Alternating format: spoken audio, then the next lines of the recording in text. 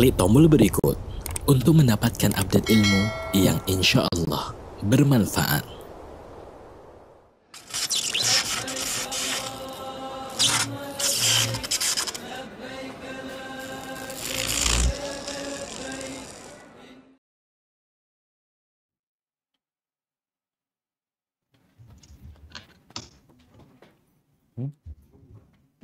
Iya, masih pembukaan.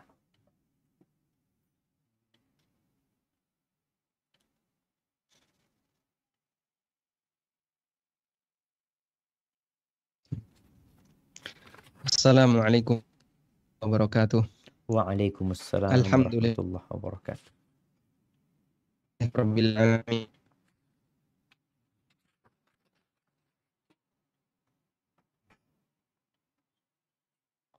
Illallahu wahdahu la syarikalah wa ashhadu anna Muhammadan abduhu wa rasuluh. Salawatu rabbi wa salamu alaihi wa ala alihi wa ashabihi wa man sara ala nahjihi wa stanna bi sunnatihi ila yaumiddin. Alhamdulillah, puji syukur kita haturkan kehadirat Allah Azza wa Jalla.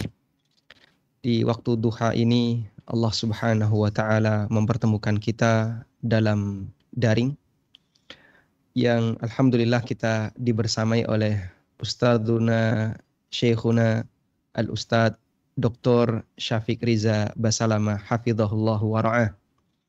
Dan kajian kita merupakan kajian khataman ya, kajian dalam rangka khataman buku Kode Etik Pengusaha Muslim yang walhamdulillah telah selesai kita bedah dalam 19 sesi kajian.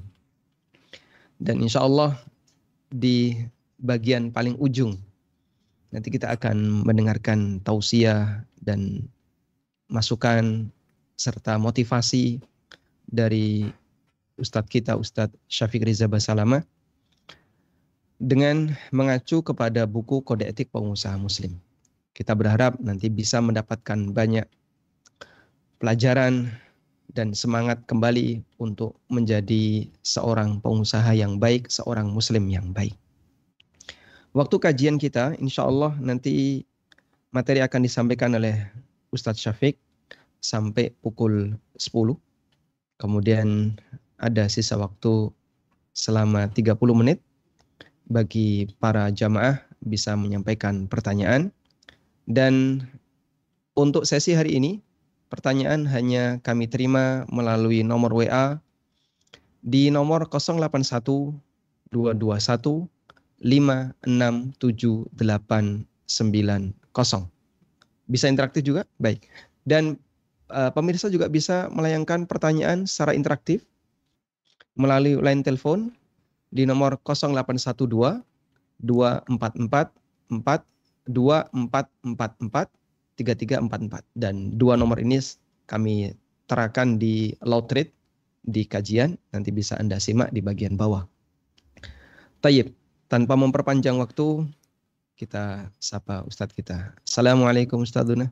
Waalaikumsalam warahmatullahi Masya wabarakatuh. Allah, Masya Allah. Ahlan wa sahlan, sabahal khair ya Ustaz. Alhamdulillah khair. Gimana kabarnya Ustadz? Alhamdulillah sehat. Barakallahu fikum, Masya Allah. Barakallahu Di tengah fikum. kesibukan beliau mengajar mahasiswa STDI, juga mengajar para jamaah yang lain melalui online. Namun Masya Allah beliau masih menyempatkan waktu untuk hadir di ANB Channel. Semoga Allah Subhanahu wa Ta'ala memberikan keberkahan terhadap waktu beliau, memberikan keberkahan terhadap usia beliau, terhadap ilmu beliau, dan aktivitas beliau, serta kaum muslimin yang lainnya. Taib Ustadz, ad-dars yakunu hatta al-ashirah insyaallah. Yassarallahu al-umur Ustadzana. Alhamdulillah. Jazakallah khairan.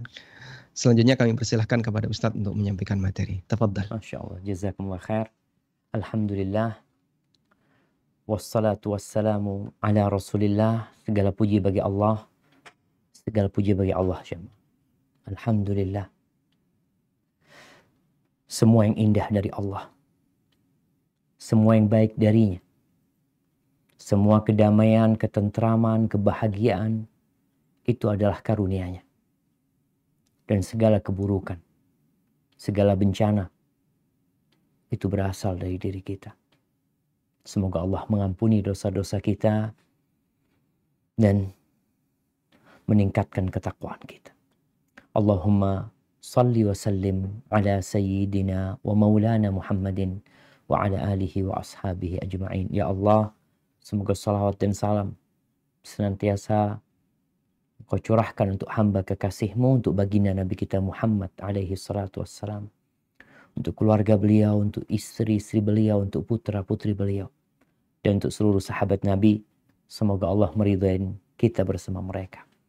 Amma ba'd, yang pertama ana ucapkan terima kasih buat Ustadz Aminur Ba'id hafizahullahu ta'ala atas kesempatan yang diberikan. Ini adalah sebuah kehormatan buat ana untuk bisa bersama beliau kembali untuk mengkaji buku yang beliau tulis. Terus terang kalau ana menyelesaikan buku ini kemarin. Buku dengan judul Kode Etik Pengusaha Muslim ini kemarin waktu wisuda mahasiswa, ana sempatkan membaca buku ini dan di rumah ana selesaikan. Subhanallah. Selesai baca buku ini, ana kepingin jadi orang kaya, jam. Bener loh. Selesai baca buku ini, ana ingin jadi orang kaya. Dan ana ingin jadi lebih baik. Ketika Ustadz Ami membahas ya, yang berkaitan, alhamdulillah mungkin bisa ditampakkan oleh Al-Akh Zubair ya, berkaitan dengan isi buku ini, mungkin kita di daftar isi, coba kita buka daftar isi. Daftar isi. Nah, di daftar isi ini disebutkan antara mukmin dan dunia. Kemudian dibahas tentang karena Anda sadar akhirat. Kemudian disebutkan dengan akidah hijrah terasa lebih mudah. Waspada Anda akan dihisap. Syubhat itu ditinggalkan. Konsep rizki dalam Islam. Kemudian antara hidup dan gaya hidup, ini satu hal yang menarik ya. Kemudian Ustadz Ami membahas tentang waspada penyakit istibta. Mungkin kita bisa buka di halaman 24.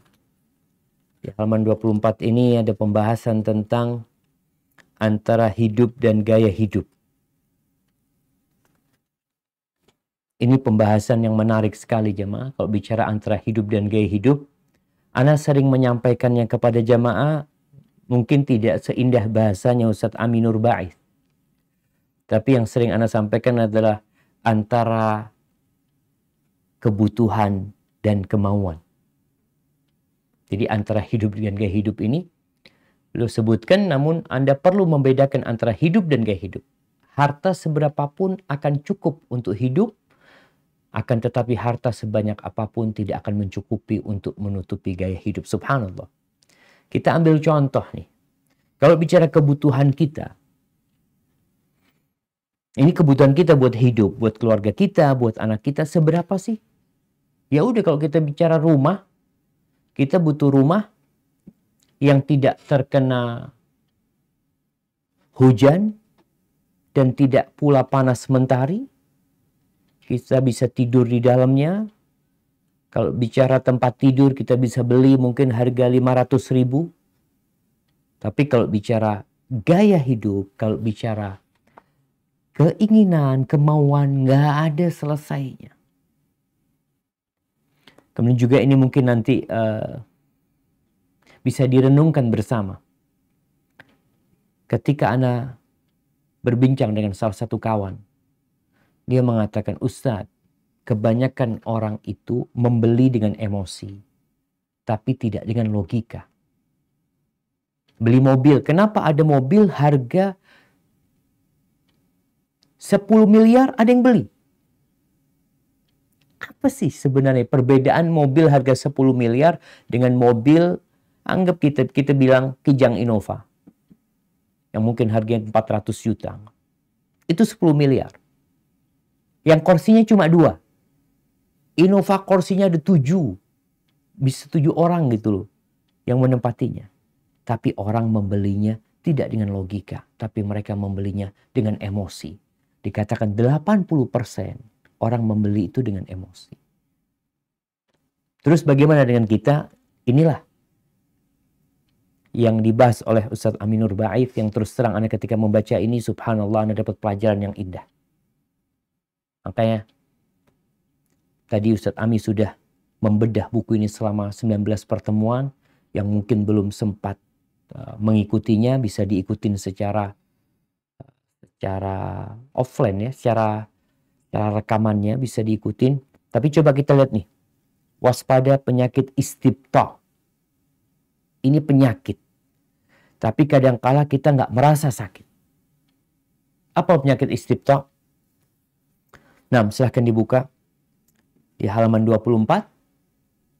Disebutkan di sini penyakit istibta telah disinggung dalam hadis dari Jabir radhiyallahu anhuma, Jabir bin Abdullah, bahwa Rasul sallallahu alaihi wasallam bersabda, "Ayyuhan nas, inna ahadakum lan yamut hatta yastakmila rizqahu, fala tastabti'ur rizq." Wahai sekalian manusia, sesungguhnya kalian tidak akan mati sampai sempurna jatah rizkinya. Bayangin, sampai sempurna. Karena itu, jangan kalian merasa rezeki kalian terhambat. Lalu beliau di sini menyebutkan contoh makna istibta, terhambatnya rezeki. Seperti apa? Beliau sebutkan di sini. Belum saatnya punya rumah, tapi nekat KPR riba. Belum saatnya memiliki kendaraan, namun nekat leasing riba. Belum saatnya tender diloloskan, lalu menggunakan sogok agar menang tendernya. Belum saatnya keterima kerja, namun rela melakukan suap agar diterima. Itu istibta. Kau merasa, oh kayaknya aku harus melakukan ini. Kalau enggak, aku enggak akan diterima. Ingin cepat memiliki dunia, ingin cepat kaya, akhirnya melanggar aturan syariat. Itu istibta. Kalau antum lihat, kenapa banyak koruptor? Kenapa banyak? Apakah koruptor itu orang miskin? Hampir nggak ada koruptor itu orang miskin. Hampir nggak ada. Tapi apa masalahnya? Ada penyakit di diri dia. Dia ingin lebih lagi, lebih lagi, lebih lagi. Akhirnya dengan cara yang sebenarnya tidak diperbolehkan. Kitab ini, Kode Etik Pengusaha Muslim, kalau Anda bisa simpulkan, kitab ini terdiri dari 2 bab besar. Bab yang pertama itu, bab Ustadz Aminur Baif berbincang tentang antara mukmin dan dunia. Bagaimana sih hubungan kita sama dunia ini? Beliau menjelaskan secara detail. Setelah kita faham tentang hubungan kita sama dunia, Ustadz Ami masuk ke pembahasan tentang kode etik pengusaha muslim. Dan bicara harta, Anda rasa semuanya ingin kaya. Apakah kekayaan itu tercela? Harta sendiri sebenarnya tidak tercela, dan ini beliau bahas secara detail. Bahwasanya nggak apa-apa engkau kaya. Nggak apa-apa. Bahkan beliau menukil banyak hadis yang berkaitan dengan nggak apa-apa seorang muslim itu kaya. Tapi buat apa? Nih, beliau bicara mereka kaya untuk memberi manfaat. Di halaman 49. Orang-orang kaya tapi untuk memberi manfaat. Kebanyakan kita itu, nah kita lihat nih ya. Mereka kaya untuk memberi manfaat. Anda ingin muslim ketika menjadi pengusaha, dan sekarang ini banyak pengusaha dengan adanya COVID-19, banyak yang beralih jadi pengusaha karena dia di PHK, karena dia mungkin gajinya dikurangin sehingga dia berusaha. Tapi nggak apa-apa berusaha, tapi yang penting niatnya antum dulu. Apa niatnya? Innamal a'malu binniyat. Sampai dalam bekerja, sampai dalam membuka usaha, apa niat antum? Di sini, mungkin bisa dibuka. Mereka kaya untuk memberi manfaat. Ada sahabat Nabi yang bernama Sa'ad bin Ubadah radhiyallahu anhu. Sa'ad bin Ubadah ini, dia adalah salah satu pemimpin suku Khazraj. Sebelum Islam datang di Madinah, dan ketika beliau masuk Islam pun beliau termasuk pemimpin suku Khazraj. Tunggu 49 ya. Nah. Taib.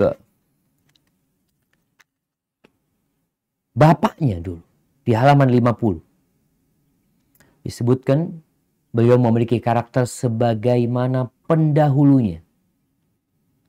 Siapa? Ubadah ibn Dailam bin Haritha. Ayahnya Sa'ad bin Ubadah. Orang yang dikenal sangat dermawan dan royal, serta memiliki banyak kekayaan. Sampai dikatakan man ahabba syaham wal laham falyati utum Dailam. Naam Ustaz, ini mungkin Anda salah ketik bahasa Arabnya ya. Dailam, naam. Itu Dalyam yang sahih. Falyati utum Dailam ibn Haritha. Siapa yang ingin makan daging dan lemak, silakan datang ke gerbangnya Dailam bin Haritha. Dan bagaimana Sa'ad bin Ubadah diceritakan di sini, subhanallah. Antum perlu mendengar cerita orang-orang kaya yang seperti Sa'ad bin Ubadah. Bukan orang-orang kaya yang beli, yang sekarang mungkin di Indonesia lagi sering ditampilkan ya, di blow up, sering masuk ke media, crazy rich. Nama itu sudah jelas buat mereka. Crazy rich itu artinya. Kayak gila. Kayak banget ya, kayak gila tapi. Nah, beli ini, kadang kala duitnya dihabisin hanya sekedar untuk kesenangan. Tapi Sa'ad bin Ubadah, bagaimana dia berdoa.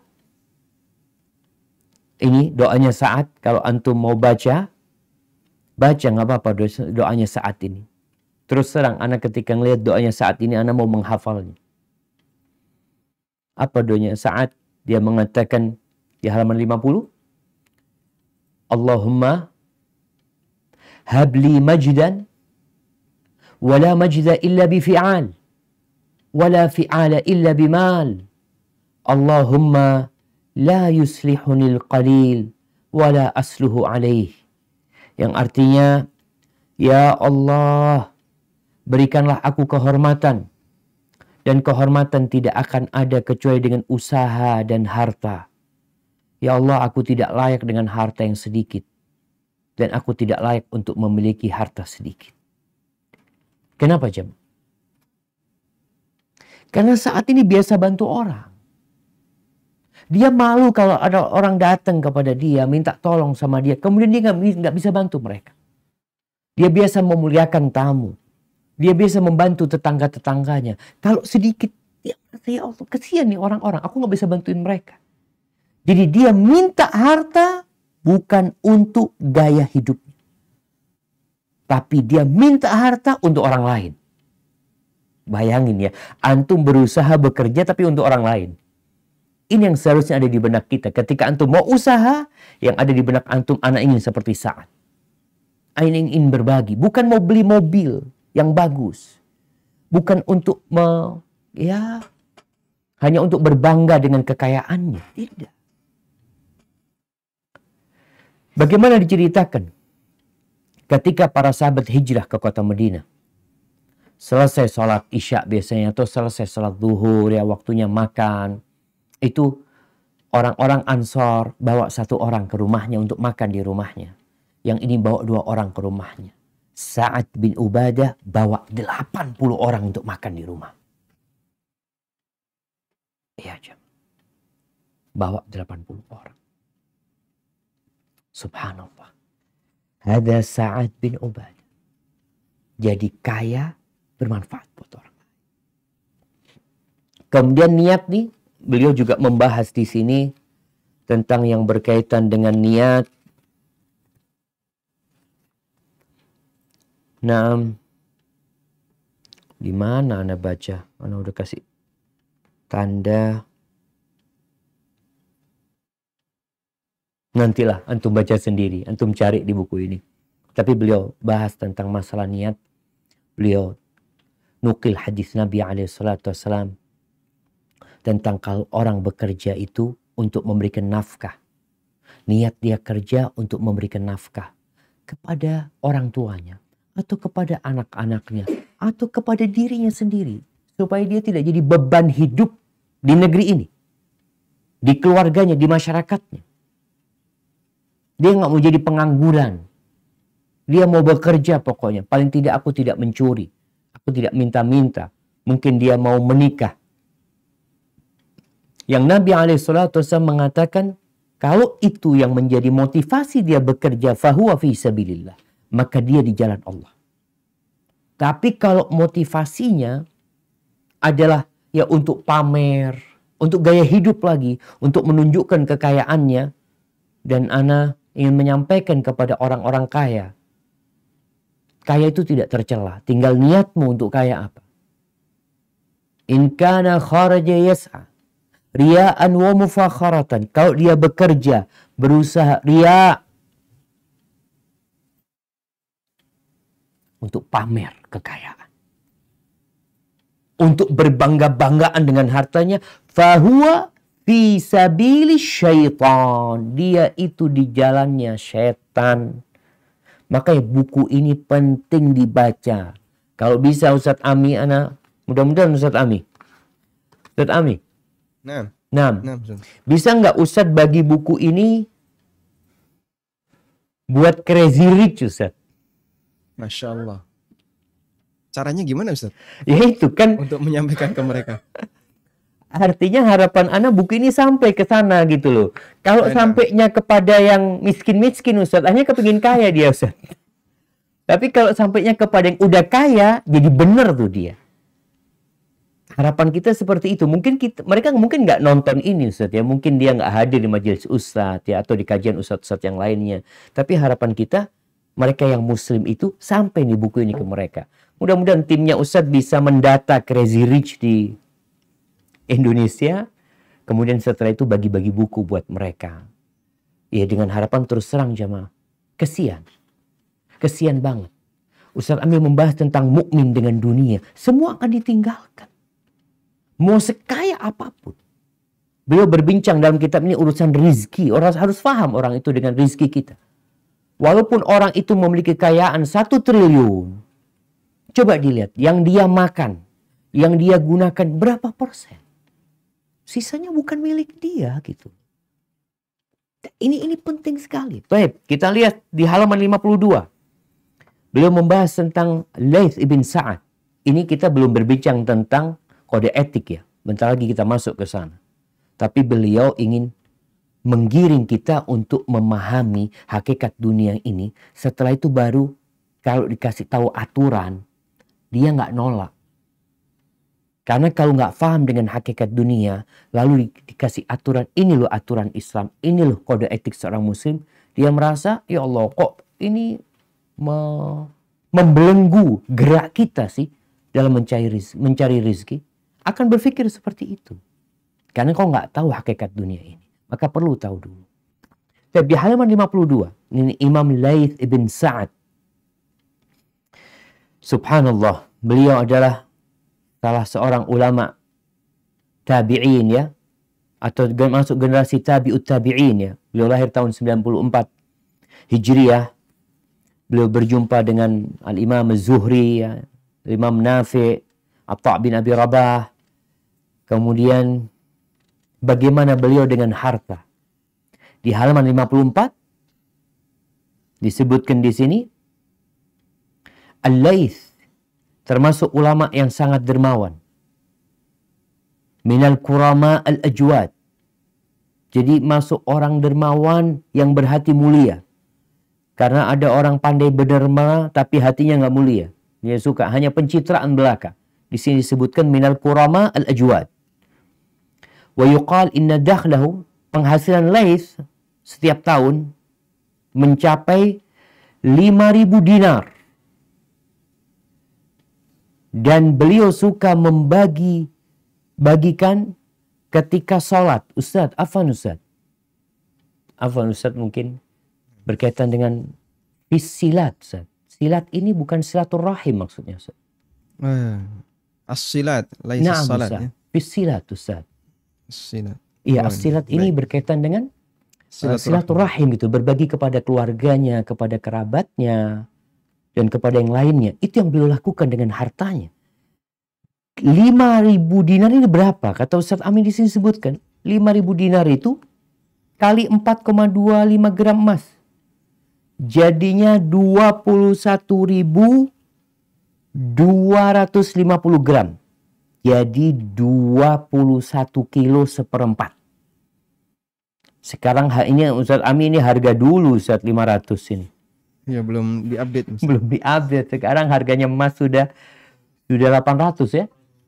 850 bayangin. Ini aja kalau 500 dia tiap tahun itu dapat duit 10 miliar. Ya anggap 10 miliar sudah. Dan apa katanya Qutaibah Ad-Dainuri? Ini yang bikin anak kepingin kaya jamaah. Apa katanya Qutaibah Ad-Dainuri? Kana al-Laith yastaghillu 20,000 dinar fi kulli sana wa qala ma wajabat alayya zakat. Penghasilan Laith mencapai 20.000 dinar dalam setahun. Dan beliau mengatakan, aku tidak pernah mendapat kewajiban zakat. Tiap tahun penghasilannya jamaah 10 miliar, tapi nggak wajib zakat. Padahal nisab zakat itu sebenarnya 85 gram. Nisab zakat itu cuma 85 gram. Ini dia punya dapat penghasilan tiap tahunnya. Ini yang 20,000 afwan. Ini 20.000 dinar ya. Kalau 20.000 dinar itu ya kira-kira 68 miliar. 68 miliar. Berarti sebulannya bisa lebih 5 miliar. Ini kalau hitungannya Ustadz Ami cuma 500.000 harga emasnya. Itu nggak wajib zakat. Nisab zakat 85 gram. Kenapa? Karena setiap penghitungan ketika haul tiba, uang itu habis. Uang itu dia bagikan. Kecuali yang untuk keluarganya. Hadal Laith bin Sa'ad. Subhanallah. Kenapa dia kaya raya? Bukan kenapa dia kaya raya, Allah berikan kepada dia kekayaan. Artinya, itu bukan suatu yang tercela kekayaan kalau niat antum benar. Artinya, niat antum itu untuk membantu orang lain, bermanfaat harta. Bukan untuk ditunjukkan nilai nominalnya. Kalau bisa, kadang-kala ada artis-artis yang pamer apa? Pamer ATM ya. Anda nggak pernah lihat pengusaha pamer ATM. Nggak ada ya. Yang ada artis yang pamer ATM ya. Ini yang pamer ATM. Kalau bisa yang dipamerkan itu 0. Nanti riak lagi sudah. Ya nggak usah pamer sudah. Bagiin sudah. Manfaat buat orang. Ahibati fillah, bagaimana cara dia membagikan harta? Dia bagikan ke para ulama. Makanya kalau ulama kaya, mudah-mudahan Ustadz Ami ini. Ustadz Ami, kita perlu ngobrol sama Ustadz Ami ini. Soalnya Ustadz Ami yang nulis ini kan, beliau berarti udah praktek nih Ustadz.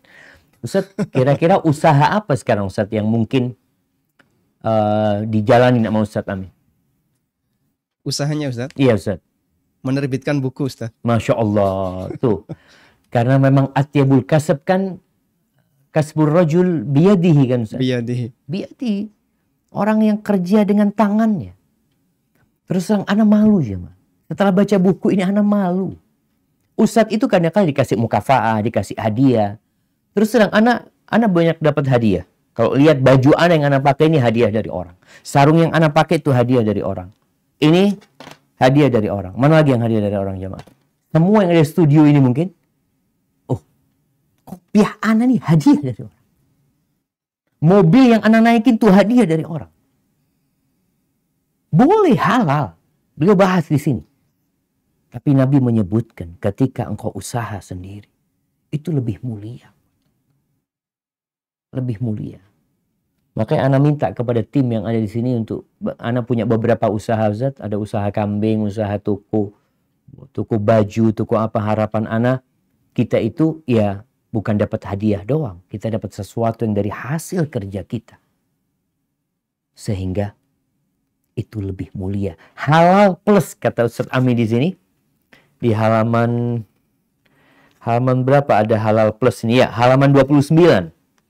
Sebelum kita lanjutkan bicara Laits bin Sa'ad, di halaman 29 ini beliau berbincang tentang halal plus. Itu jemaah. Jadi bekerja itu jangan hanya sekedar halal, tapi kalau bisa halal plus. Udah halal, baik. Sesuatu yang sangat indah buat engkau ketika engkau bekerja. Ini arahan kepada orang-orang agar tidak berpangku tangan. Tidak meminta-minta. Tidak menunggu santunan dari orang. Tidak menunggu hadiah. Tapi kerja. Usaha. Dan pekerjaan itu bertingkat-tingkat. Ada kerja kalau yang haram selesai. Tapi yang halal pun ada halal yang mulia dengan pekerjaanmu itu. Dan kalau setiap rakyat Indonesia memahami konsep mencari rizki dalam Islam berkaitan dengan halal plus ini juga, insya Allah nggak ada pengangguran. Engkau bekerja, apa yang bisa engkau kerjakan sekarang? Kalau ngelihat dulu para sahabat Nabi dikasih arahan yang nggak punya pekerjaan, nggak usah minta-minta. Terus gimana? Ya udah engkau cari kayu bakar. Itu lebih baik buat engkau. Kerjaanmu, hasil keringatmu, bawa ke pasar, jual. Kalau sekarang, subhanallah. Mungkin nggak kayu bakar, tapi rongsokan. Rongsokan. Mungkin antum berpikir orang yang mengumpulkan botol-botol plastik, ya, gelas-gelas plastik, dia berangkat dari satu tempat sampah ke tempat sampah selanjutnya. Mungkin ada yang berpikir kerjaan dia nggak baik, dia menyelamatkan negeri ini. Dari mengumpulkan sampah itu. Sehingga bisa didaur ulang. Bermanfaat buat negeri ini dan menjaga kehormatan mereka. Mereka tidak minta-minta. Seperti itu. Baik, kembali ke halaman 56. Disebutkan nama beliau di sini. Imam Laits dikenal suka memberikan hartanya kepada para ulama. Harmalah menceritakan, kana Laits bin Sa'ad yasilu malikan bimi'ati dinarin fis sana. Laits bin Sa'ad itu tiap tahun beliau itu kirim duit. Ini yasilu minas silah aidan. Beliau menyampaikan kepada Imam Malik, beliau duit kalau sekarang bisa transfer jamaah. Dulu dianterin. Berapa? Dulu dianterin ya. Ulama dulu kirimin ke Imam Malik. Laits bin Sa'ad di Mesir, Imam Malik di Madinah. Beliau perhatian sama para ulama. Karena beliau ulama juga. Beliau tahu dengan kehidupan para ulama mungkin. Beliau tahu dengan kondisi Imam Malik di mana tadi Imam Malik ini kalau dapat duit bukan untuk hidup beliau. Sama dengan Laits bin Sa'ad. Dia bagikan. Karena kadang-kala ustadz ini, ya karena orang melihat ini ustadz, dia datang minta tolong, mungkin punya masalah ekonomi, punya masalah kerabatnya, subhanallah. Akhirnya mau nggak mau, kesian dan harus membantu. Dari mana beliau membantu? Kadang-kala penghasilan beliau tidak banyak. Di sinilah kita lihat bagaimana Laits bin Sa'ad kirim duit buat Imam Malik 100 dinar. 100 dinar ya 425 gram emas. Itu dikirim ke sana. Pernah pada satu tahun Imam Malik kirim surat kepada Laits bin Sa'ad. Mengatakan alayya dain. Aku punya utang. Bukan untuk gaya hidup. Tapi untuk kehidupan. Berapa dikirim? Dikirim 500 dinar. Jadi kalau orang kayanya seperti ini, antum dari awal bekerja mau berusaha, Anda mau bantu nih. Khususnya para ulama. Ana ingin para pengusaha ini peduli. Sama siapa? Sama para pendidik. Khususnya ustadz-ustadz yang berada di dalam pesantren. Ustadz-ustadz yang ngajar ngaji. Yang mereka tidak terkenal. Yang mereka mungkin ya nggak dikenal karena nggak pernah muncul di televisi. Nggak pernah muncul di media. Mereka fokus mengajarin anak didik mereka.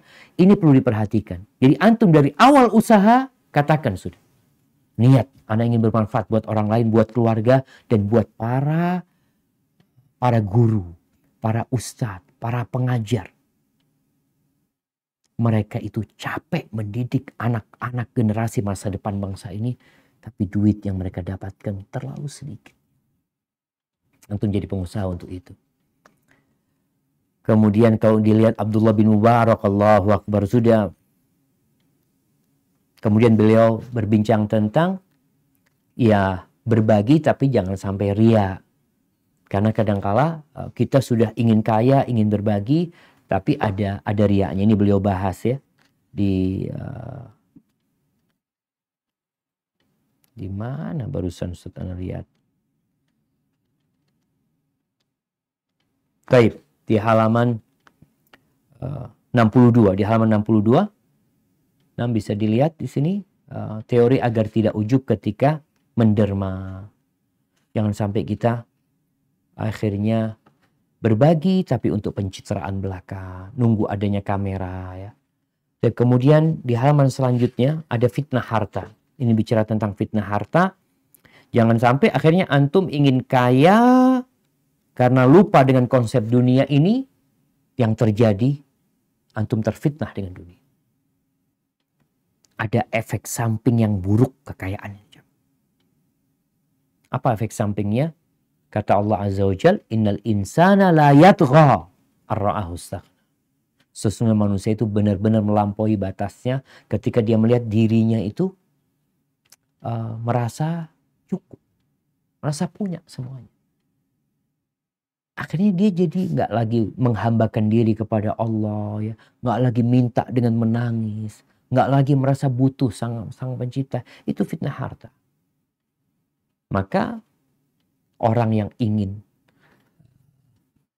berusaha, ya paling tidak dia baca kode etik tentang bagaimana berusaha. Nah, ini mungkin di halaman, ya,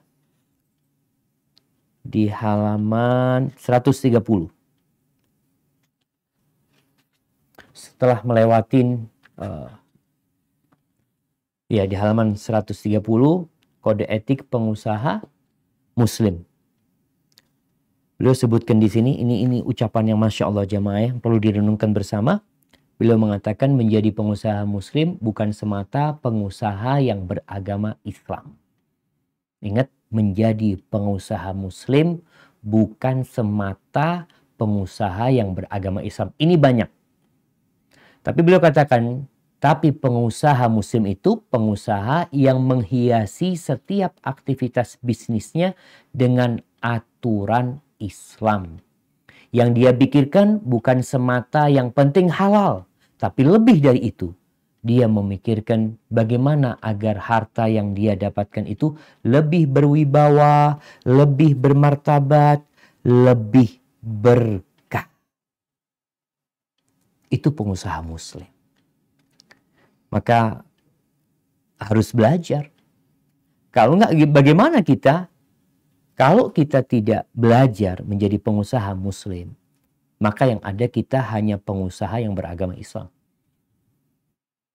Agamanya Islam, tapi masih melakukan riba.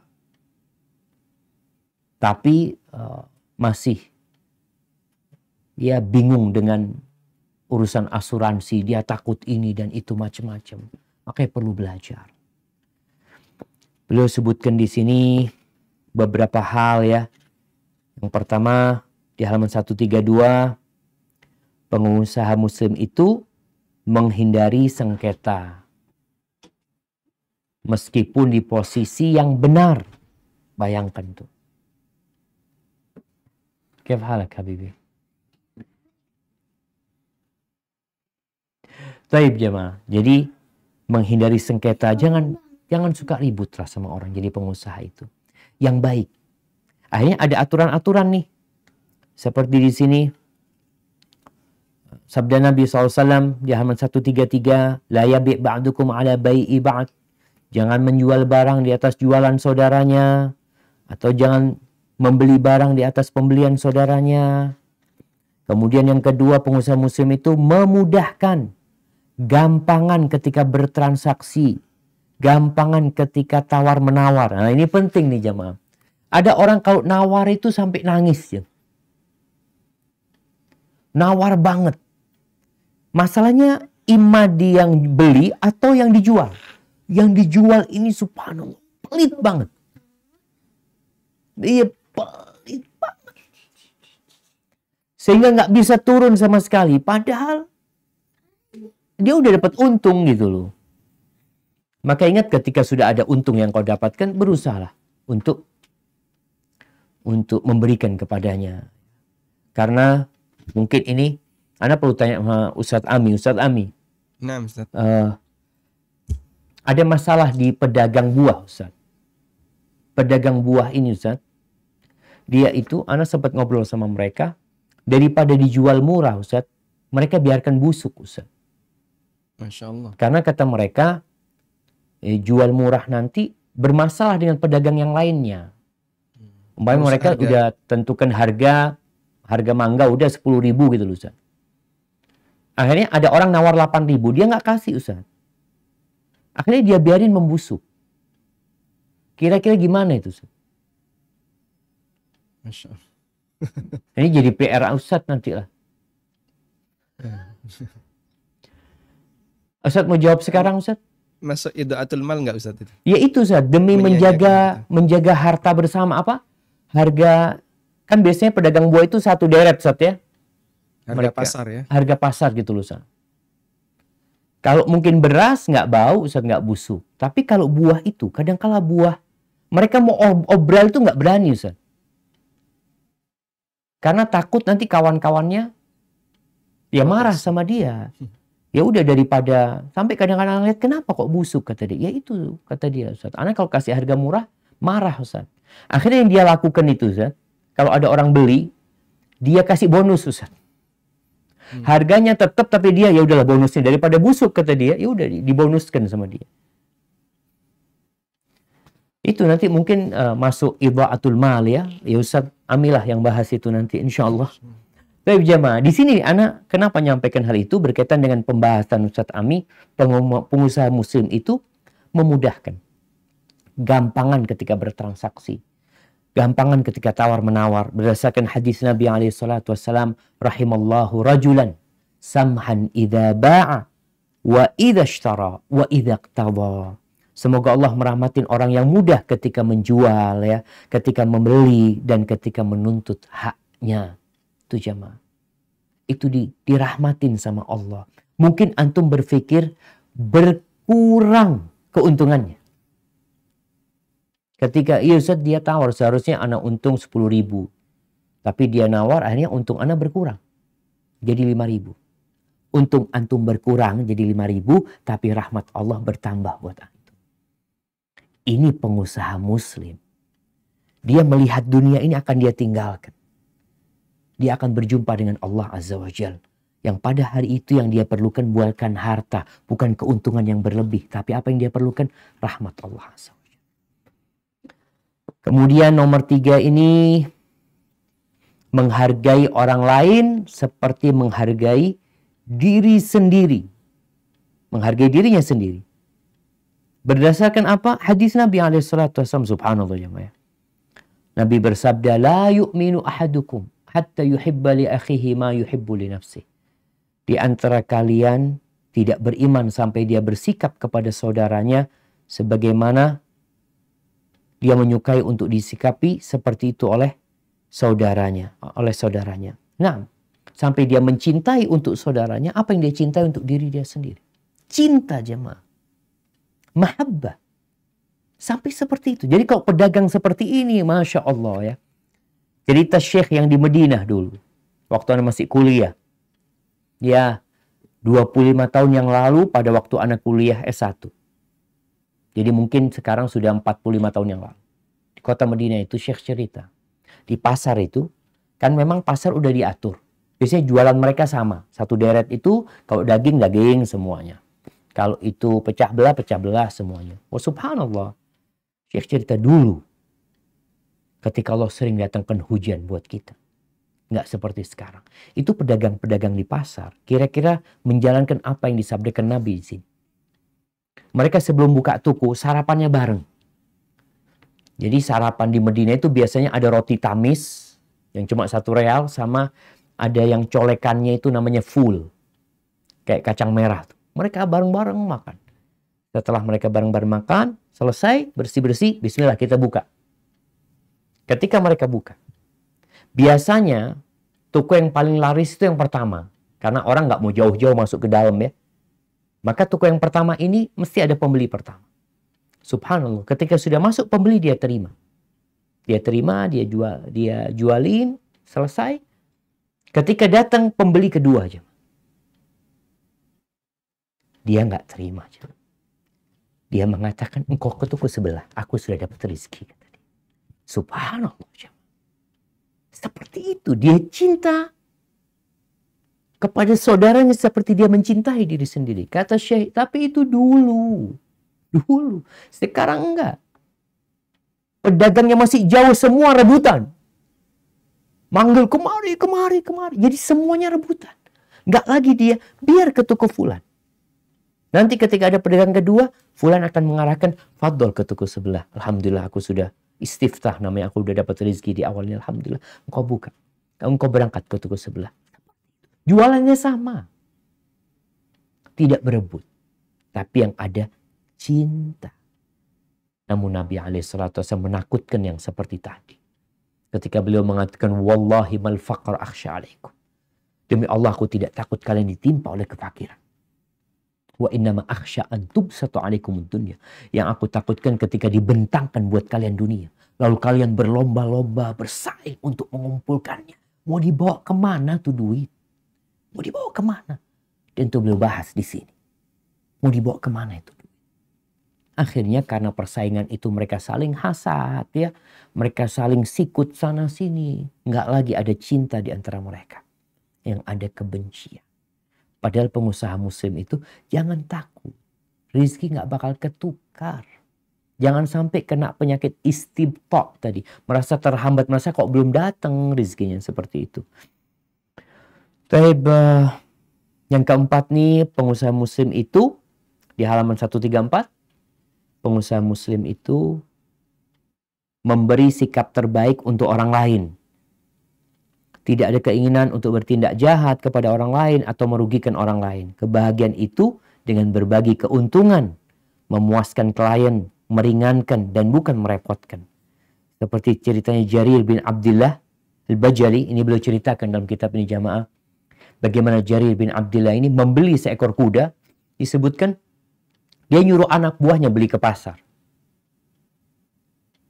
Kuda seharga, anak buahnya dapat kuda atau budaknya disebutkan ini.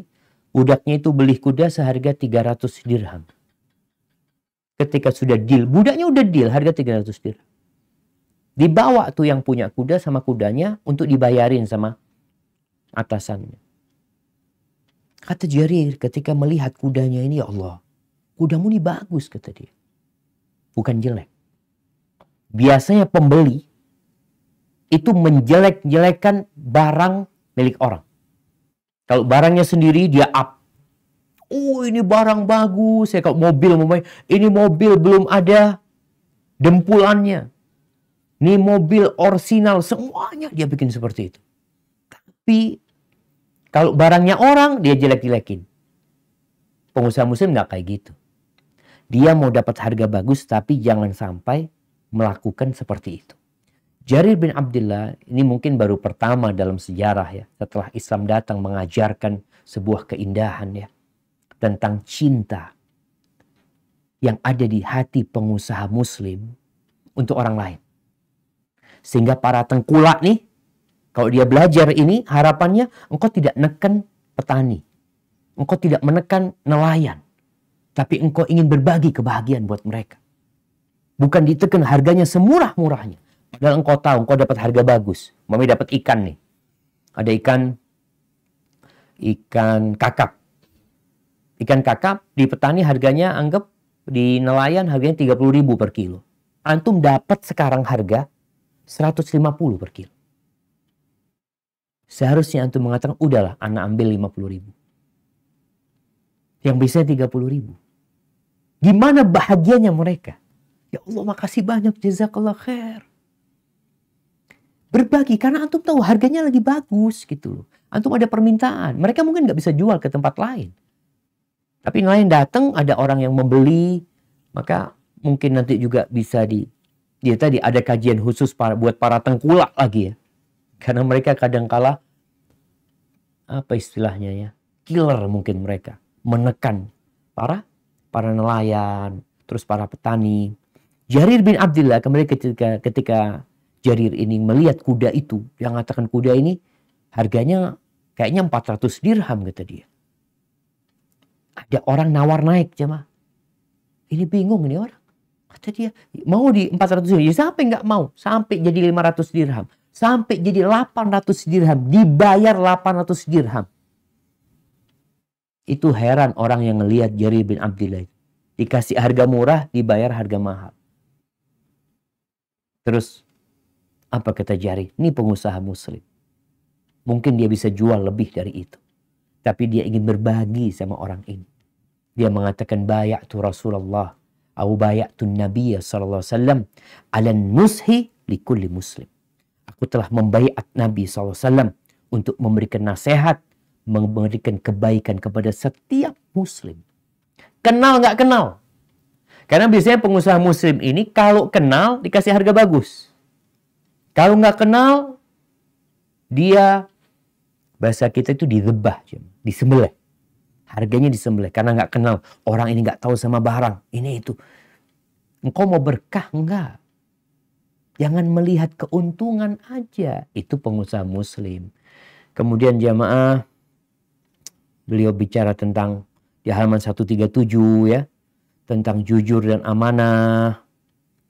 Kemudian yang keenam beliau bicara tentang, nah ini yang keenam, tentang tidak terlalu bernafsu dalam urusan dunia ini. Kebutuhan antum nggak banyak. Kebutuhan antum nggak banyak. Sehingga kalau orang tuh nggak ambisi, insya Allah jalannya bisa sesuai dengan syariat. Beliau berbincang tentang urusan dunia jangan dibawa ke akhirat. Ya, jangan sampai antum merasa beruntung di dunia, di akhirat antum bangkrut gara-gara mengambil hak orang lain. Kemudian yang terakhir, mungkin di halaman 148. Di halaman 148 jamaah, ini mengapa KPMI. Ini buat teman-teman nih yang di KPMI. KPMI adalah singkatan dari Komunitas Pengusaha Muslim Indonesia. Ya, membangun loyalitas ya. Kemudian di sini beliau komunitas karena ikatan Islam.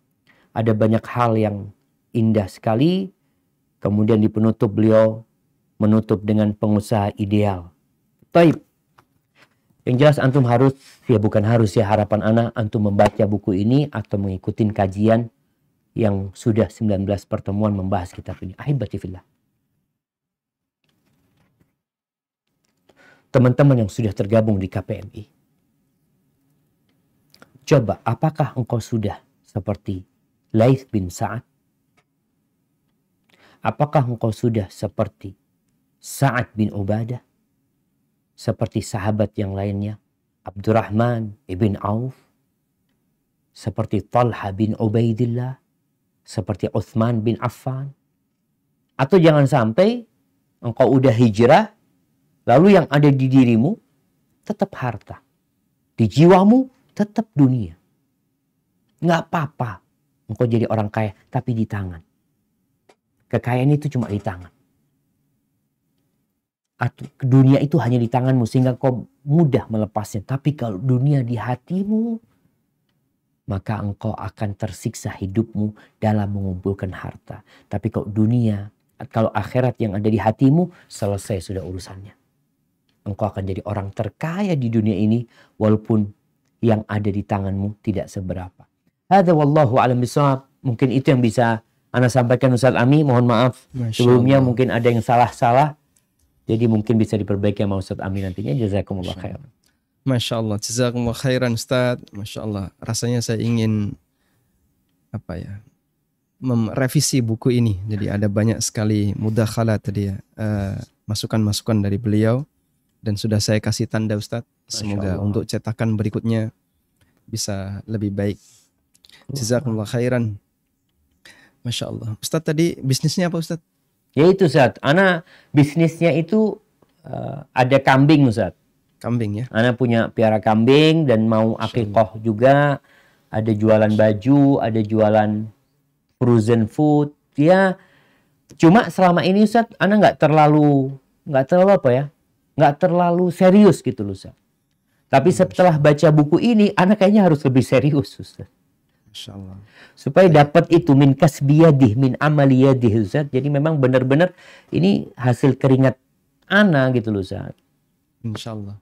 Tapi Ustaz nanti mungkin bisa kerjasama dengan ANB Store Ustaz. Masya Allah. Masya Jadi Allah. jualannya di ANB Store ntar. Ya, karena siap untuk menawar sampai rendah-rendahnya Ustaz. Sampai nangis ditawar. Masya Allah.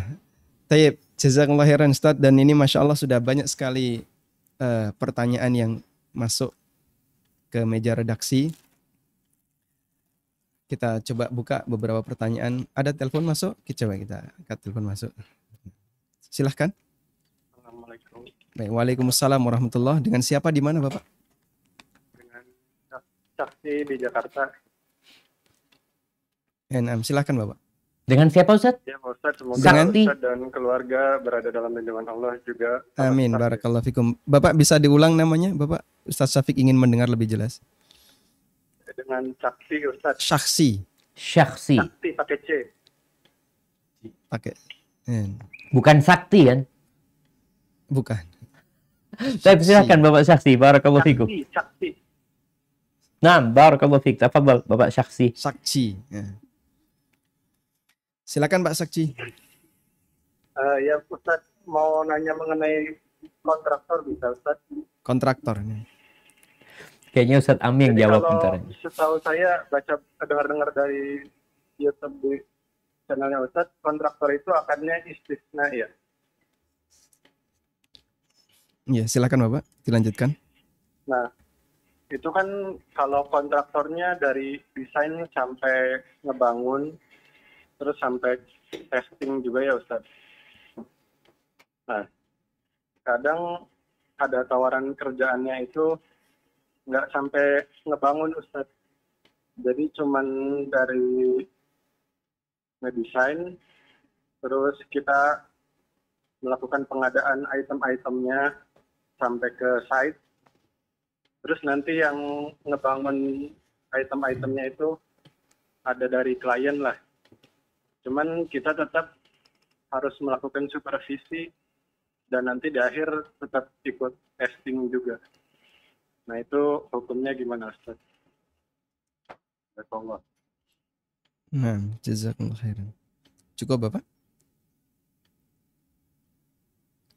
Baik, sudah tutupnya. Nah, tafadhal Ustaz. Ya, kalau tafadhol salah Ustaz. Ustaz yang ditanya ini. Kalau anak kontraktor yang kontrak rumah itu Ustaz. Jadi akadnya ijar kalau itu Ustaz kan. Tukang kontrak ini Ustaz. Masya Allah. Tafadhol Ustaz Ami. Tafadhol. Masya Allah. Baik, saya mohon izin Ustaz ya. Tafadhol Ustaz. Jadi dalam praktek istisna itu tidak disyaratkan harus sampai selesai. Sehingga semuanya kembali kepada kesepakatan yang dibuat antara pihak klien dengan pihak sonek, dengan pihak produsen. Barangkali yang terjadi di sini adalah sistem subkon Bapak. Jadi posisi Bapak salah satu di antara vendor yang disubkon untuk satu unit pekerjaan tertentu. Butuh banyak unit dan Bapak salah satu pemegang unit itu. Nah, model skema akad seperti ini diistilahkan oleh para ulama dengan sebutan istisna mawazi atau istisna paralel. Jadi ada satu unit produksi yang dikerjakan bersama-sama beberapa orang. Kemudian masing-masing menyumbangkan sekian persen. Dan seperti itu diperbolehkan, sebagaimana orang bisa melakukan proses istisna lengkap dari mulai ujung sampai ujung, bisa juga per unit-unit tertentu sesuai dengan kesepakatan. Wallahu alam. Mungkin Ustadz Syafiq bisa menambahkan, tafadhol. Ustaz, udah lengkap Ustaz. Barakallahu fikum. Baik. Jazakallahu khair Ustaz. Jazakallahu khairan. Baik, coba kita baca pertanyaan melalui WA. Assalamualaikum warahmatullahi wabarakatuh. Waalaikumsalam warahmatullahi Assalamualaikum wabarakatuh. warahmatullahi wabarakatuh. Sebagai pengusaha muslim, apabila saya ingin memberi hadiah kepada orang yang banyak membantu pekerjaan saya, apakah itu dibolehkan? Bagaimana supaya hadiah itu tidak termasuk riswah? Tapi ini tidak disebutkan siapa yang membantu pekerjaannya, ya. Apakah dari pihak pemerintah ataukah swasta? Gitu Ustaz. Tafadhol Ustaz. Nah. Mungkin bisa dikasih arahan. Nah, barakallahu fikum. Ya jamaah, ana mungkin membantu menjawab, nanti Ustadz Ami yang melengkapinya ya, berkaitan dengan hadiah. Hadiah itu sebenarnya dasarnya untuk menemukan cinta dan kasih sayang. Nggak ada urusan apa-apa kita.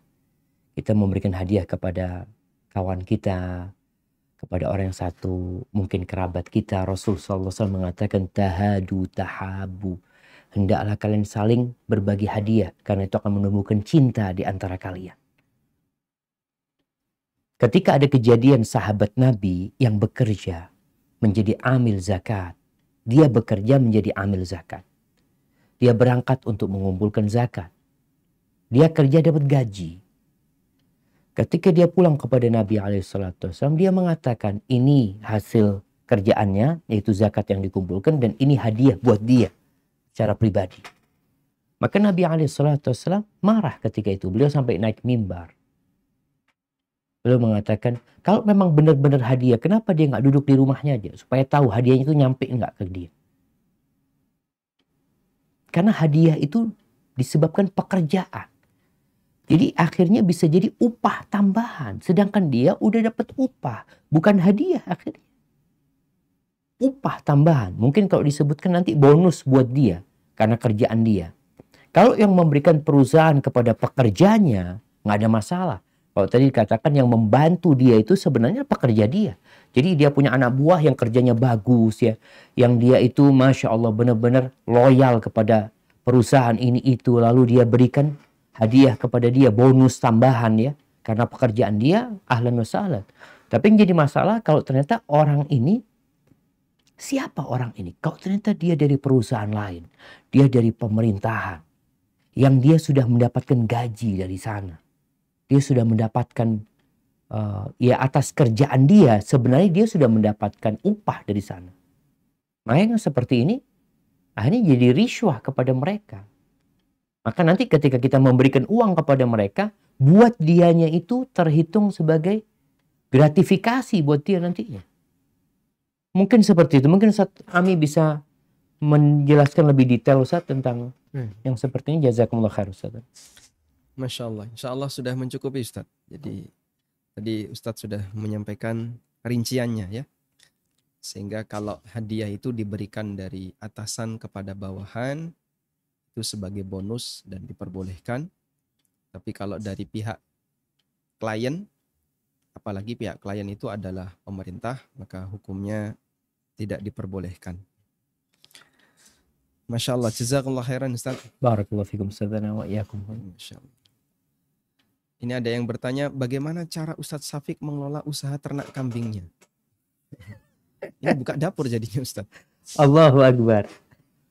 Naam jamaah. Ya. Jadi sebenarnya yang memotivasi anak untuk punya ternak kambing, anak sebenarnya bukan ingin punya peternakan kambing, tapi ingin memiliki pengembalaan kambing Ustaz. Karena Rasul Shallallahu Alaihi Wasallam mengatakan, "Ma min nabiyyin illa ra'al ghanam." Tidak ada satupun nabi kecuali mereka mengembala kambing. Dari sinilah anak tertarik. Bahkan anak berpikir kalau nanti anak bisa punya lahan yang besar, mungkin 1 hektar, 2 hektar, 3 hektar. Anak ingin para mahasiswa di kampus kita atau nanti para santri di pondok, sebelum mereka lulus, mereka itu mengembala kambing dulu. Ada training. Kalau KKN itu umpamanya mereka berangkat ke kampung ya selama 1 bulan, nanti mungkin mereka bisa mengembala kambing selama 1 bulan. Untuk apa? Untuk mendapatkan karakternya para nabi. Untuk dapat tuh akhlak itu.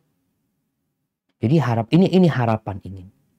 Makanya tadi anak katakan anak tidak terlalu berharap fulus besar dari sana sebenarnya. Lebih dari yang anak harapkan bermanfaat buat mahasiswa, buat para santri. Tapi setelah anak baca bukunya Ustadz, berarti enggak, anak perlu cari fulus di sana gitu. Anak perlu kembangkan itu memang untuk cari usaha, cari maisha buat anak. Anak mau makan dari sana gitu. Karena ketika anak dapat duit dari sana beda dengan uang yang anak dapat dari hadiah atau pemberian orang. Itu yang akhirnya sekarang anak semakin termotivasi untuk itu. Kemudian sebenarnya anak alhamdulillah dapat orang yang amanah, semoga Allah jaga orang itu. Nah, kalau mungkin sekarang anak punya ya sekitar 30 ekor kambing etawa yang diperah susunya, dan kemudian ada mungkin 70 ekor domba yang di breeding, yang kita gemukkan untuk akikah. Dan mungkin kita yang awalnya itu orang amanah ini ngarit ya, dia cari rumput sendiri. Sekarang mungkin kita sudah mulai punya bank pakan, kita berusaha untuk tanam ya, kita beli tanah untuk makan kambing kita, dan kita mungkin juga beli dari orang lain pakan buat ternak kambing. Ini harapan anak ke depan Ustaz. Ini mudah-mudahan bisa terjadi. Anak kepingin para ustadz itu yang ada di STD atau kawan-kawan anak dari para ustadz ini, mereka juga bisa menitipkan kambing di tempat kita. Sehingga tuh ustadz juga dapat duit dari hasil usahanya dia. Tapi sampai sekarang masih belum bisa karena kita masih proses ya. Kita baru belajar, tapi yang megang ini orang lain sebenarnya. Kita bagi hasil sama dia, biasanya mungkin selama ini, tahun kemarin itu, kita itu hanya menjual ketika di Idul Adha. Tapi alhamdulillah dengan sistem yang baru, kita tiap bulan sudah jualan sekarang. Bahkan insya Allah kawan-kawan kita mungkin, kita mau buka sesi untuk akikah. Yang dulu akikah itu adalah sate, gulai, enggak. Kita akikah kambing. Kambing yang dipotong, yang disembelih. Kalau bicara sate gulai itu jasa nanti, bukan akikahnya. Tapi jasa kalau memang mau dibikin sate atau gulai ya silahkan. Tapi masih proses Ustaz ya. Doakanlah mudah-mudahan niat ini dikabulkan sama Allah Jalla Jalaluhu. Barakallahu fikum. Masya Allah, barakallahu fikum. Jadi memang banyak sekali para pengusaha itu ingin melihat langsung seperti apa sih potret bisnisnya para ustadz. Karena kan selama ini mereka hanya mendengar cerita motivator yang umum gitu ya. Nah, ustadznya nyuruh usaha, ustadznya nggak punya usaha gitu. Iya, Masya Allah. Nah, Ustadz, ini sampai 100 ekor Ustadz ya? Alhamdulillah Ustadz. Nisab, Masya Allah. Ustadz, tapi kan yang wajib zakat kalau digembalakan kan Ustadz? Naam, sa'imah yang digembalakan. Yang digembalakan. Ini kita sampai sekarang belum punya tempat penggembalaan Ustadz.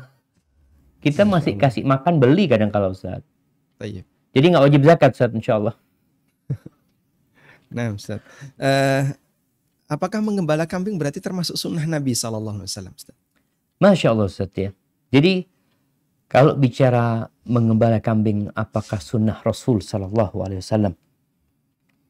Kalau tujuan dia adalah mengikuti. Ya, kalau bicara sunnah dari makna amalan Nabi SAW, masuk ke sana mungkin, Ustaz ya. Masuk ke sana. Kemudian, memelihara kambing itu sunnah. Berdasarkan hadis Nabi SAW ketika mengatakan kepada Ummu Hani, ya Ummu Hani, ittakhidhi ghanaman fa innaha barakah. Wahai Ummu Hani, engkau peliharalah kambing, berkah kambing itu. Berarti mungkin dari sini ada anjuran Ustaz dari Nabi SAW untuk memelihara kambing Ustaz. Tapi kalau bicara sunnah secara umum mungkin wallahu a'lam Ustaz. Gimana Ustaz Amin? Masya Allah. Sehingga kalau dari hadis Ummu Hani memungkinkan kita bisa jadikan sebagai salah satu media ngalap berkah Ustaz ya? Ngalap berkah, betul Ustaz. Masya Allah. Ngalap berkah dengan piara kambing. Masya Allah. Subhanallah Ustaz. Baik, Ustaz. Kemarin ada salah satu jamaah yang juga tanya ke saya, Ustaz, antum usahanya apa? Karena sudah banyak ngasih workshop tentang fikih muamalah di beberapa kota. Terus saya sampaikan, jadi usaha saya kalau ditiru orang silahkan. Saya sangat senang sekali kalau bisa ditiru. Apa Ustaz? Ya, saya sampaikan usaha saya nulis buku, Pak, ya, sama diterbitkan. Naam, sahih usaha ini Ustaz. Nah, Usaha. Subhanallah Ustaz. Para ulama dulu juga ada yang ketika mereka nulis buku seperti Fathul Bari Ibnu Hajar, katanya ketika beliau nulis buku itu, beliau dapat gantinya berapa kilo emas sesuai dengan timbangan bukunya beliau. Ustaz. berat bukunya. Berat bukunya gitu kan. Ya Ustaz ditimbang pakai emas juga Ustaz. Oh enggak, Ustaz. Baik. Masya Allah, Barakallahu barakallahu fikum. Semoga usaha Ustadz semakin berkah dan semoga bisa buka cabang di Yogyakarta. Masya Allah, amin. Allah, lahan di sini yang cukup luas untuk pengadaan pakan, Mas. Insya Allah Ustaz ya. Baik Ustadz.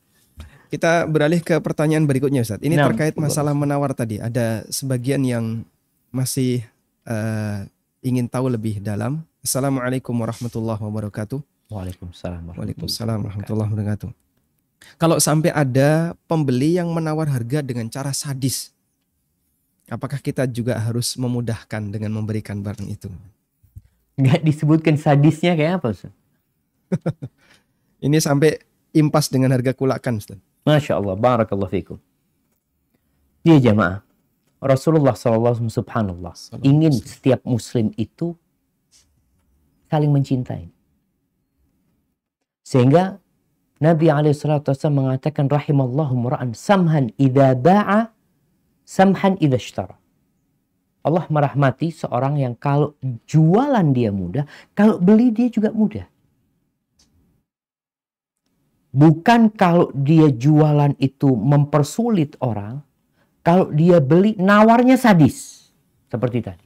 Dan ini biasanya berbalik memangnya. Orang kalau nawar sadis, kalau dia jual berarti dia lebih buruk lagi dari itu.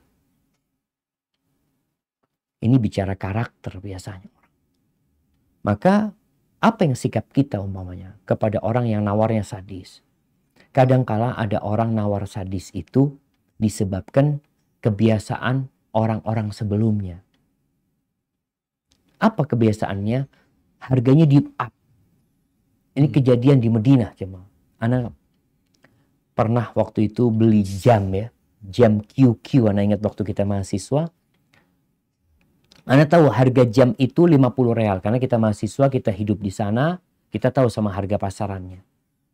Waktu itu musim haji. Anak beli buat hadiah apa waktu itu ya. Anak datang beli. Harganya 150. Dia buka harga 150. Anak ngomong sama dia, Allah mahal banget antum. 50 ribu. Ini anak ngomong. 50 real biasanya antum jual.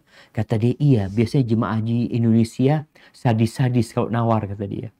Jadi akhirnya dia up dulu Ustaz, supaya seneng dia Ustaz, dapat harga murah gitu loh. Kadangkala seperti itu. Jadi yang menyebabkan orang itu nawar sadis, kadangkala disebabkan tahu ada pedagang-pedagang yang meng-up harga terlalu tinggi. Sehingga dia melakukan hal itu. Ini berdampak dalam kehidupan pasar sebenarnya. Tapi makanya kalau ada orang yang harganya sudah baku, ya mungkin bisa ada nego tipis ya, seperti itu, aman biasanya. Jadi kembali kepada perilaku pasar sebenarnya. Apa sikap kita terhadap saudara kita yang menawar dengan harga sadis tadi sampai impas harganya? Ya kita kan cari keuntungan. Ya sudah, antum ambil keuntungan nggak apa-apa. Antum mau dijual impas nggak apa-apa, jual impas tanpa. Kadang-kala orang ada barang yang penting keluarlah barang itu. Anda dapat uang cash bisa untuk beli barang lainnya. Tapi ketika antum mau tetap bertahan dengan harga dapat keuntungan, nggak ada masalah. Berarti antum tetap berbuat baik sebenarnya sama dia. Kan Nabi SAW mengatakan dia baik. Orang ini aja yang buruk nawarnya. Tapi antum telah memberikan harga yang baik. Insya Allah nggak ada masalah ketika antum tetap bertahan di harga yang standar sebenarnya. Mamanya antum biasa ambil untung tadi 20 ribu, sudah buat orang ini antum ambil untung 10 ribu. Ketika dia nggak mau, ya antum nggak harus jual sama dia. Nggak harus gitu loh sama dia. Dan insya Allah antum nggak masuk orang yang sulit gitu loh. Antum tetap masuk orang yang seperti dalam sabda Nabi SAW, meringankan, memudahkan sebenarnya dengan antum menurunkan keuntungan antum. Mungkin seperti itu Ustaz, wallahu a'lam. Mungkin Masya Ustaz mau Allah. tambahkan ini berkaitan dengan yang sadis ini gimana Ustaz nawarnya? Jadi suasananya seperti ada di pasar Jogja Ustaz, namanya Pasar Beringharjo. Jadi sampai di pasar ini kita saling suudzon.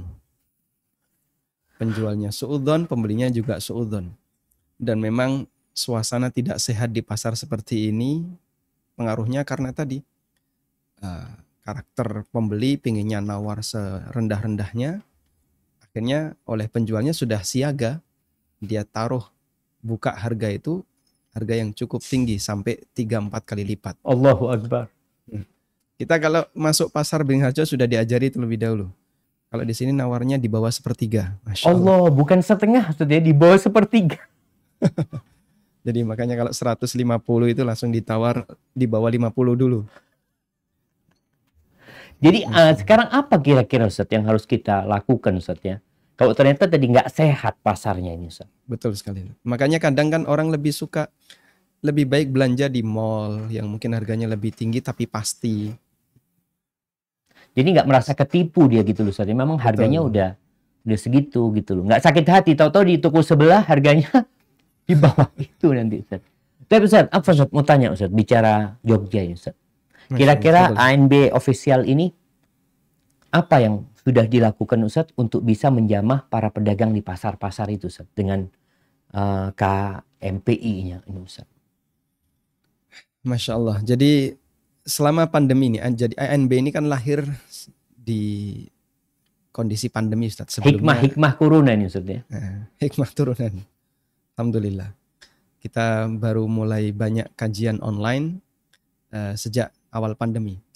Kalau kegiatan kami turun ke lapangan, kita memang belum ada kegiatan real, tapi kita bekerja sama dengan beberapa komunitas pengusaha. Di antaranya adalah KPMI, Komunitas Pengusaha Muslim Indonesia, tapi sifatnya baru kajian live juga. Kemudian kita ada kerjasama dengan, atau kita di bawah sebuah yayasan, namanya Yayasan Amal Abadi Indonesia. Dan yayasan ini punya lembaga penanganan riba krisis center. Nama lembaga ini adalah IBR Indonesia Bersih Riba, yang membantu kaum muslimin yang punya masalah utang bank atau utang rentenir atau utang yang lainnya. Alhamdulillah sudah ada puluhan ya.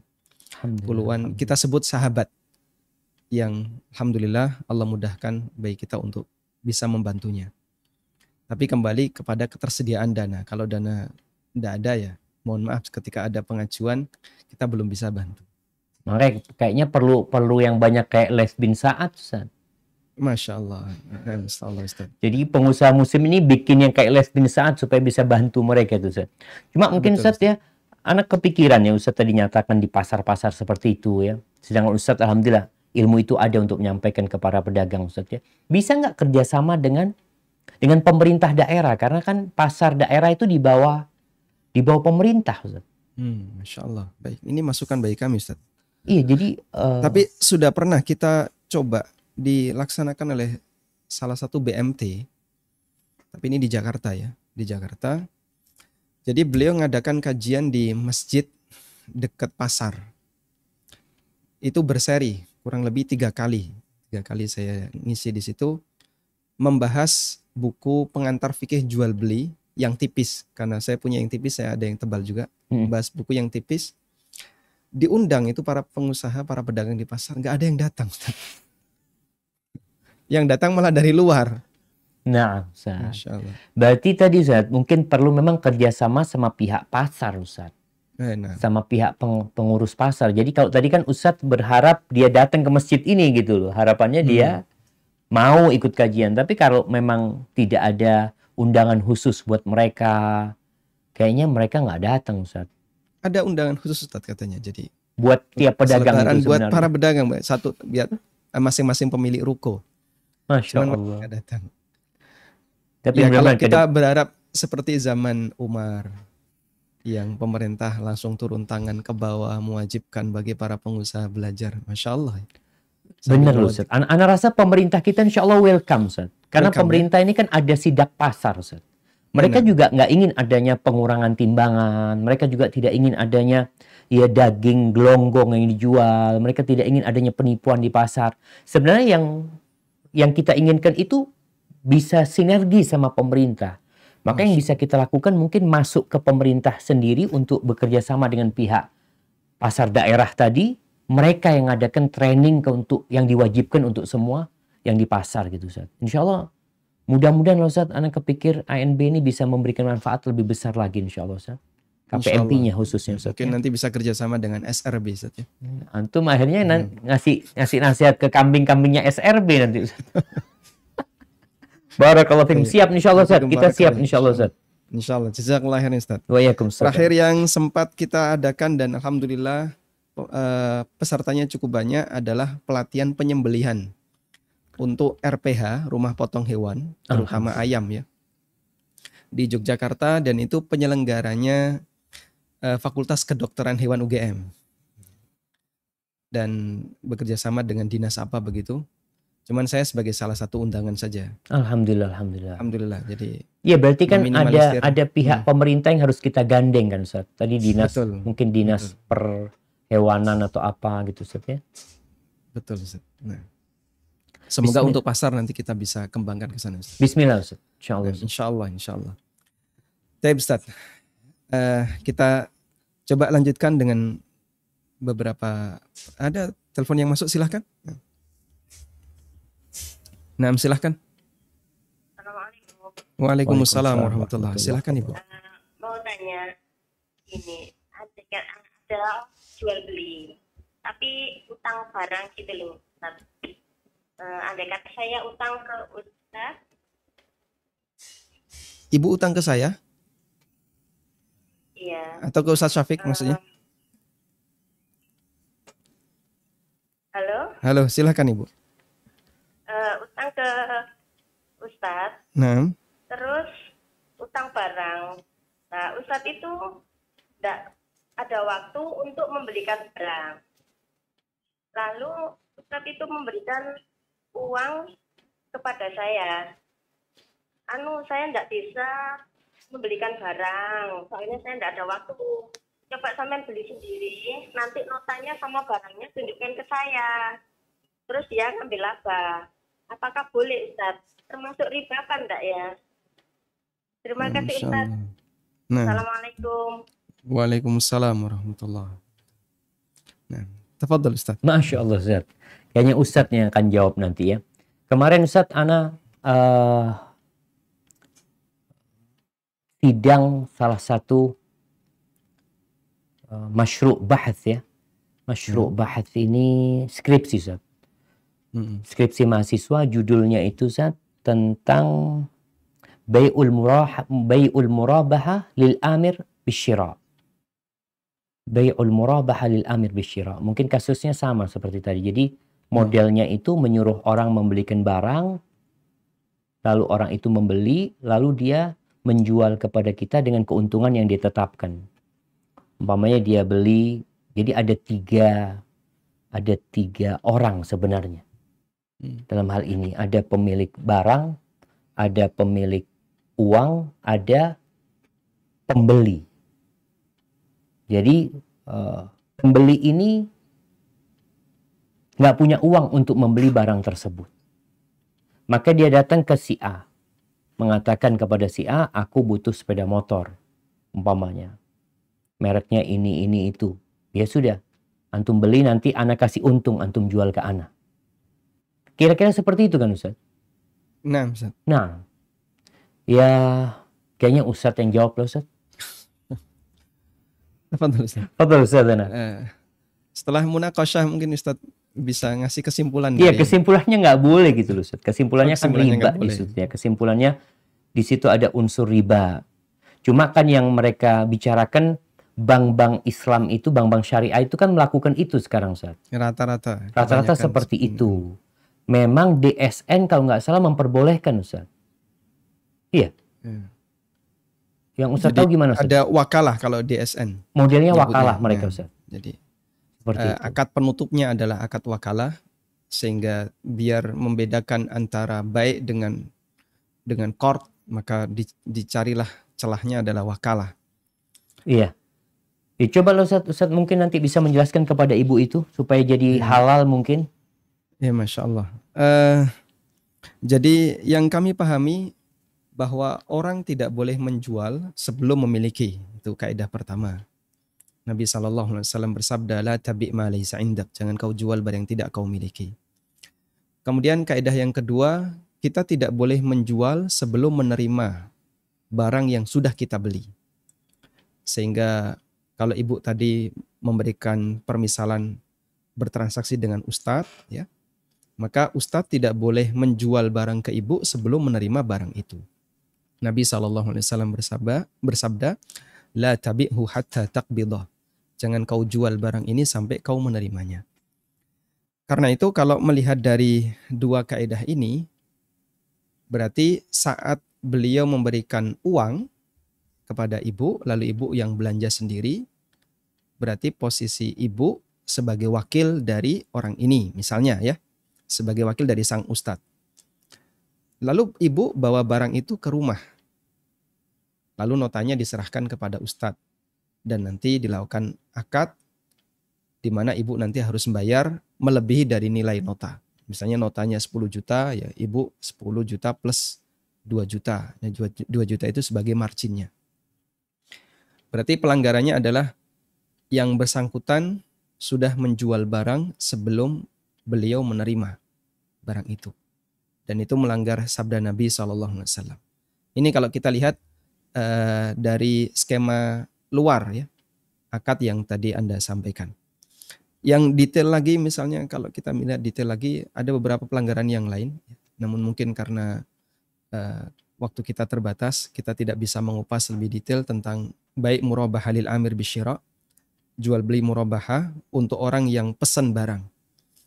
Baik. Semoga nanti bisa kita dengarkan kembali penjelasan yang disampaikan oleh Ustaz Syafiq dan beberapa asatidah yang lainnya berkaitan dengan kasus yang ibu tanyakan. Nah, Ustaz, tafadhol, mungkin ada tambahan Ustaz? La Ustaz, adun kafi Ustaz. Masya Allah, jazakallah khairan. Tapi untuk yang wakalah itu akhirnya diperbolehkan Ustaz, untuk yang DSN itu Ustaz? Ada, kalau kita mengacu kepada ma'ayir syariah yang diterbitkan oleh AAOIV itu ya. Iya. Membolehkan wakalah itu tapi dengan syarat. Syaratnya tidak boleh menyerahkan uang ke konsumen. Tapi konsumen dikasih surat mandat untuk membeli barang yang diinginkan sebagai wakil dari lembaga keuangan. Selanjutnya nanti uang ditransfer langsung dari lembaga keuangan ke penyedia barang, ke supplier. Dalam rangka untuk menghilangkan tasbih dengan qard agar tidak ada keserupaan dengan akad utang, Ustaz. Itu kalau di ma'ayir. Berarti diperbolehkan gitu Ustaz untuk yang itu Ustaz. Nah, kemudian yang kedua, setelah dibeli, barang harus tetap diantar ke kantor lembaga keuangan. Baru setelah itu dilakukan akad ulang antara konsumen tadi dengan lembaga keuangan. Sehingga barang harus tetap ada di tempatnya lembaga keuangan. Masalah wakalah tadi, hukumnya diperbolehkan hanya sebatas dia sebagai kepanjangan tangan dari lembaga keuangan untuk membeli, itu, Ustaz, ya. Lalu barang diantar ke lembaga keuangan, kemudian dilakukan akad. Akad di sana Ustaz. Kalau nggak jadi Ustaz, umpamanya Ustaz. Kalau nggak jadi, sebagaimana konsekuensi aturan dalam jual beli, bahwa jika konsumen tidak jadi beli, dia tidak boleh dibebankan apapun. Alhamdulillah Ustaz. Jazakumullah khair Ustaz. Jazakumullah khair. Afwan Ustaz ya, ini لا mohon izin. أفدتمونا Ustaz. Wallahi أفدتمونا. نحن في هذه المعاملات بضاعتنا قليلة جدا. بارك الله فيكم. Masya Allah, ini anak kecil tapi bicara di depan, Masya Allah, kibar. Nah. Allahu Akbar. Masya Allah. Taib, satu pertanyaan lagi Ustaz, Taib Ustaz, fadal Ustaz, barakallahu fikum. Nah. Ada tambahan waktu. Baik. Dinaikin, coba biar kelihatan. Assalamualaikum Ustaz. Waalaikumsalam warahmatullahi wabarakatuh. Waalaikumsalam warahmatullahi wabarakatuh. Saya punya usaha. Ketika ada pembeli menanyakan apa bedanya barang saya dengan barang penjual sebelah. Saya menjelaskan tentang kekurangan barang penjual sebelah. Apa saya termasuk hina menjelek-jelekkan barang penjual sebelah? Padahal barang tersebut memang fakta dengan kekurangannya.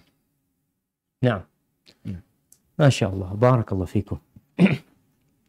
Wallahu a'lam bishawab ya. Mungkin Ustaz Amin nanti bisa menambahkan yang berkaitan dengan sabda Nabi alaihi salatu wassalam, haqqul muslim 'alal muslimi sit. Hak muslim atas muslim lainnya itu 6. Salah satunya adalah idzastansahaka fansahu. Apabila dia meminta nasihat kepadamu, maka sampaikan nasihat tersebut. Berikan kebaikan kepada dia. Kalau memang tadi dia minta nasihat, Anda mau beli barang sebelah gimana? Lalu kita katakan jangan.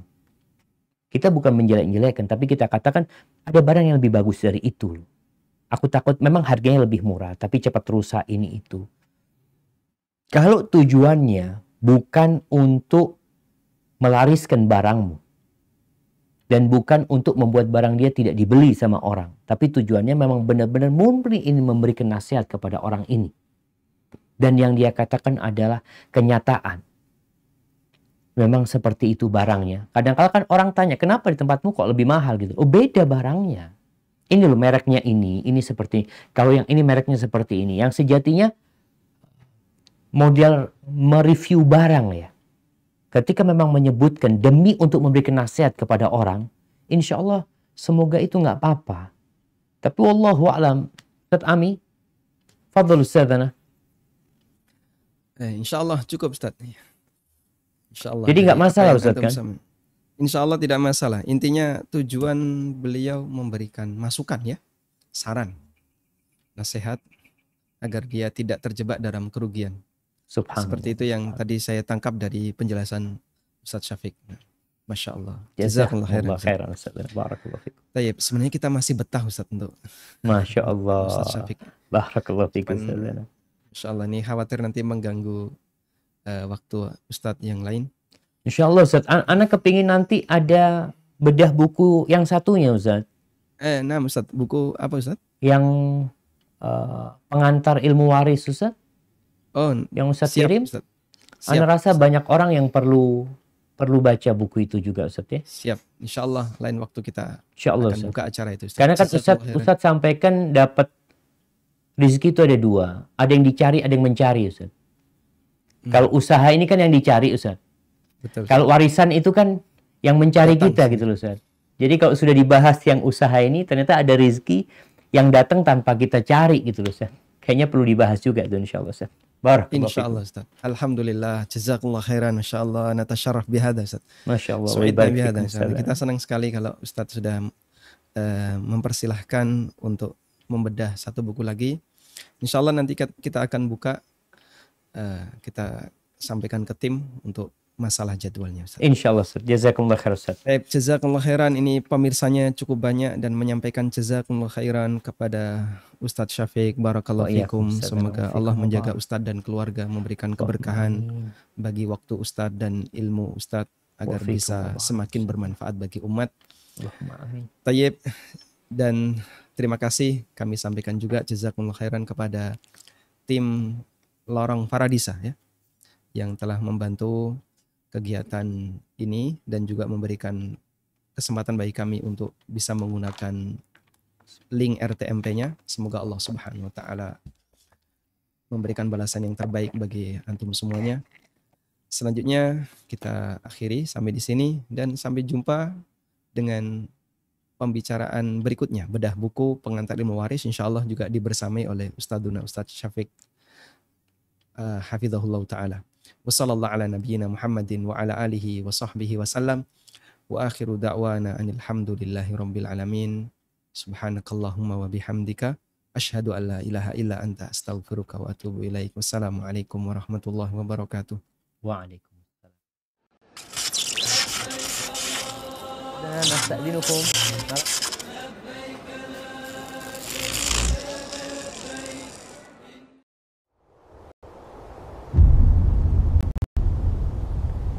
Klik tombol berikut untuk mendapatkan update ilmu yang insya Allah bermanfaat.